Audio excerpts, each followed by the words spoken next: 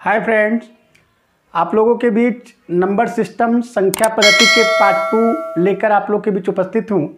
आज का जो टॉपिक है दोस्तों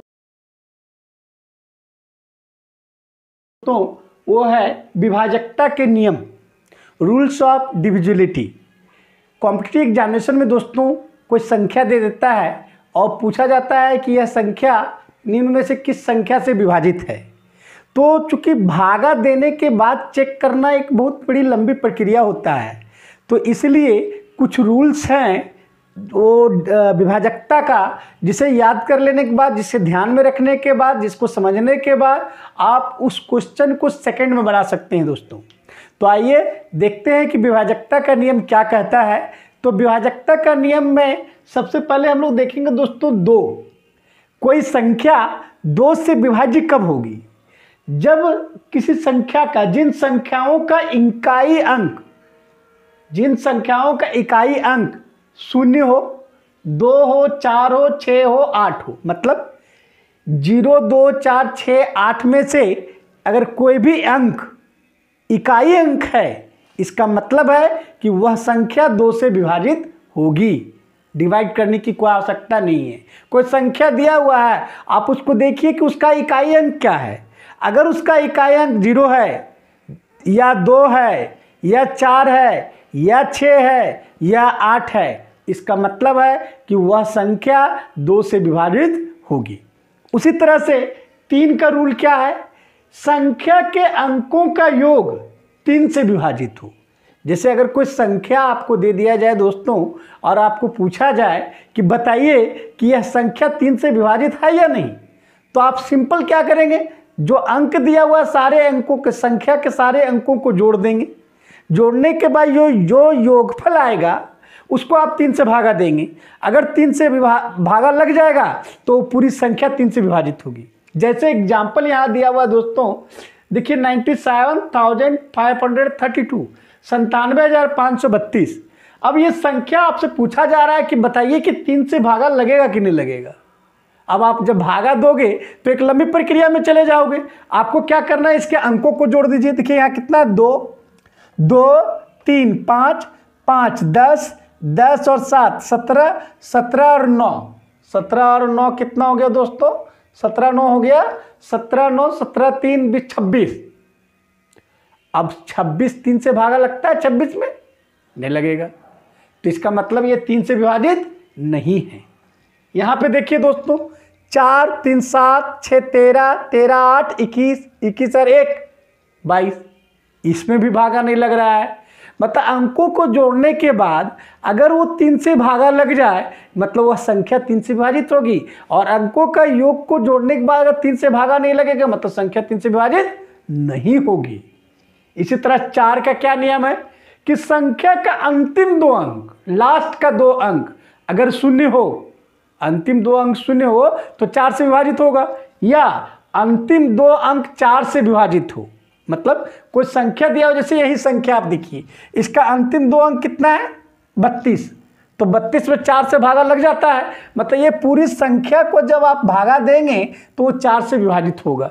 अंतिम 2 अंक देखना है। अंतिम 2 अंक या तो 4 से विभाजित हो या 2 ठो 0 हो तो 4 से विभाजित होगा। 5 का नियम क्या है? संख्या का इकाई अंक 0 या 5 हो, मतलब इकाई अंक अगर 0 रहेगा 5 से विभाजित होगा, इकाई अंक 5 रहेगा 5 से विभाजित होगा। 6 का क्या है? जो संख्या 2 तथा 3 दोनों से विभाजित हो। मतलब अगर कोई संख्या 2 से भी भागा लग रहा है, किसी संख्या में 3 से भी भागा लग रहा है, इसका मतलब है कि वह संख्या 6 से विभाजित होगा। आगे देखिए 7 का नियम क्या है?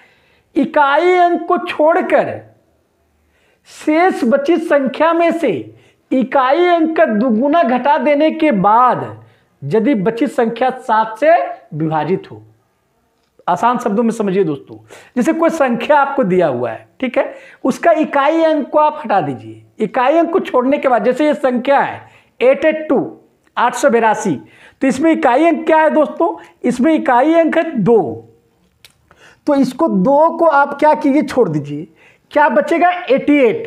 अब इकाई अंक का दुगुना मतलब 2 का डबल कर दीजिए 4। अब 88 में आप 4 सब्ट्रैक्ट कर दीजिए, मतलब 88 में जब आप 4 सब्ट्रैक्ट करेंगे कितना आएगा 84। अब देखिए 84 में 7 से भागा लग जाएगा। उसी तरह इसको देखिए, इसका क्या है, ये संख्या है, इकाई अंक है 3। अब इसको आप छोड़ दीजिए, कितना आएगा 66। अब इकाई अंक का डबल 3 दूनी 6, 66 में आप घटा दीजिए 6, कितना आ गया दोस्तों 60। ये 7 से भागा नहीं लग रहा है, इसका मतलब ये जो संख्या है वो 7 से विभाजित नहीं होगा। फिर से समझिए, कोई संख्या दिया हुआ है तो उसके इकाई अंक को हटाने के बाद जो संख्या बचेगा उसमें से इकाई अंक का दुगुना घटा दीजिए, घटाने के बाद जो संख्या बचता है उसको आप 7 से भागा दीजिए, और अगर 7 से भागा लग जाता है मतलब वो पूरी संख्या 7 से विभाजित होगा। इसको आप करके देखेंगे जैसा मैं बताया।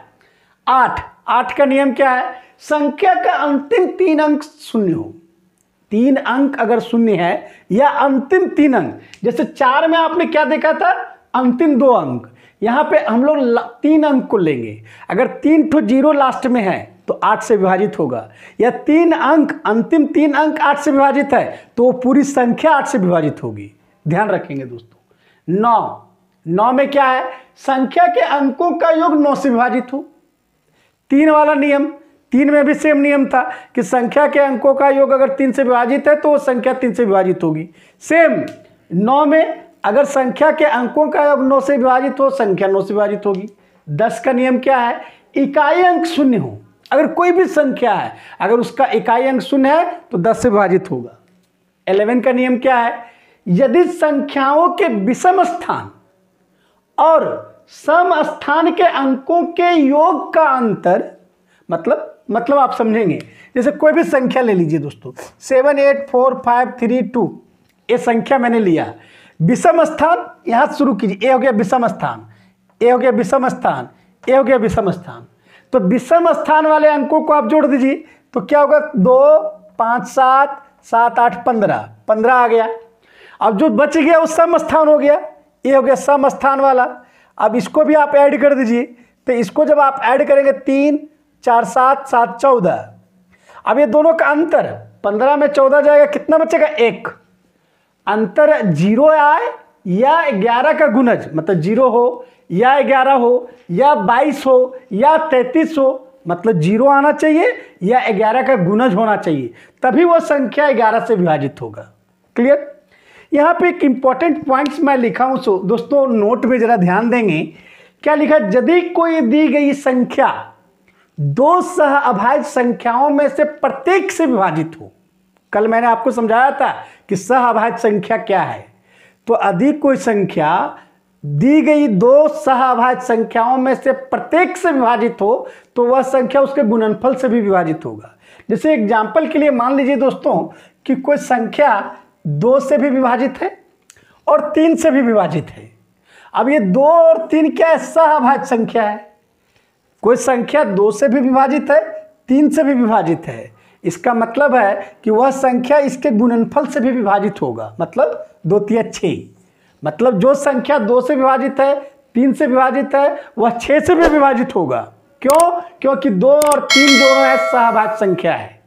अब सवाल ये उठता है, क्या सर, आप पूछ सकते हैं कि सर जो संख्या 4 से विभाजित है, जो संख्या 6 से विभाजित है, मतलब किसी संख्या में 4 से भी भागा लग रहा है और 6 से भी भागा लग रहा है, तो आप पूछ सकते हैं क्या वो संख्या 24 से विभाजित होगा? मेरा जवाब होगा नहीं। क्यों?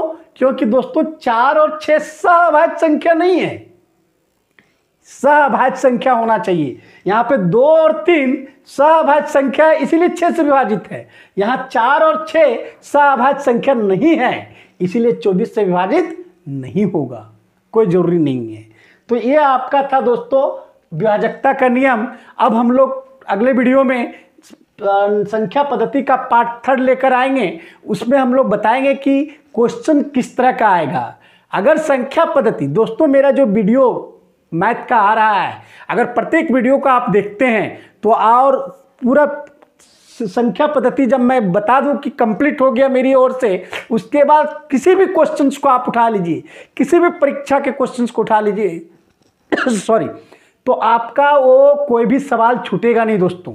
लेकिन शर्त है कि बिल्कुल एकदम पार्ट 1 से आप इसको देखिए, और पार्ट 1 से देखने के बाद सीरीज के प्लेलिस्ट में जाइए और सीरीज से शुरू से देखिए, और कोई भी कॉम्पिटिटिव एग्जामिनेशन का आप क्वेश्चन उठा लीजिए, अगर आपसे नहीं बने तो आप हमें बताइएगा, बिल्कुल बनेगा, चाहे वो एसएससी हो, बैंक हो, या फिर यूपीएससी का मैथ का क्वेश्चन क्यों ना हो। मैं आपसे अपील करता हूं कि आप हमारे साथ जुड़े रहिए, और मैं जो बातें कह रहा हूं उसको आप टेस्ट कीजिए कि सर ने जो कहा, मेरी बात के अनुसार आप पूरी वीडियोस को देखिए, पूरे प्लेलिस्ट में नंबर सिस्टम के सारे वीडियो को देखने के बाद क्वेश्चन ट्राई कीजिए, और अगर नहीं बनता है तो फिर ठीक है, नहीं बनता है तो आप मुझे व्हाट्सएप कीजिए। दोस्तों, आप इसको वीडियो को अगर पसंद आता है तो लाइक कीजिए, सब्सक्राइब कीजिए, और अपने दोस्तों को भी शेयर कीजिए, और प्रत्येक दोस्त को बोलिए दोस्तों कि कम से कम 2 दोस्त को सब्सक्राइब करवाएं। कल पुनः मैं आपके पास उपस्थित होऊंगा संख्या पद्धति के टाइप्स ऑफ क्वेश्चंस को लेकर। धन्यवाद।